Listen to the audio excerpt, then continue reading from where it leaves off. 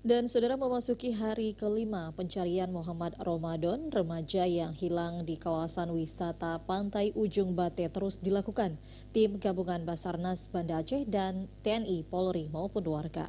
Begitupun hingga Sabtu siang, korban belum juga berhasil ditemukan.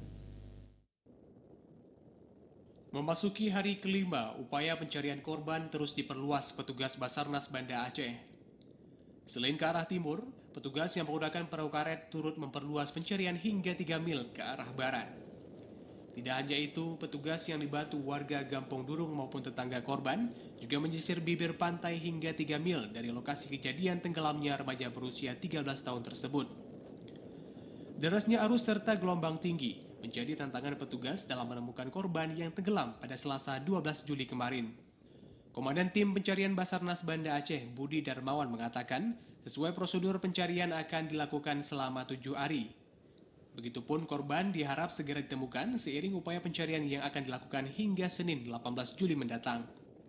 Pencarian dari mulai TW 08 sampai hari ini jam 18.00 kita mencari ke arah timur dan arah barat kurang lebih sekitar 3 mil dari LKP. Kita melakukan penyisiran melalui pantai bersama TNI Polri dan masyarakat. Kita melakukan penyisiran juga sama ke arah timur dan barat.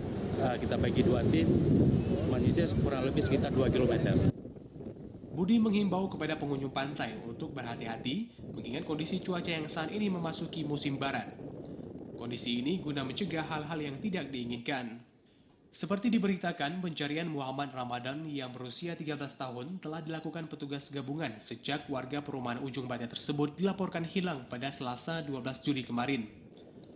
Begitupun hingga kini, putra satu-satunya pasangan suami istri Jamil dan Roslidar ini belum ditemukan. Dari Aceh Besar, Arman Konadi, TVRI melaporkan.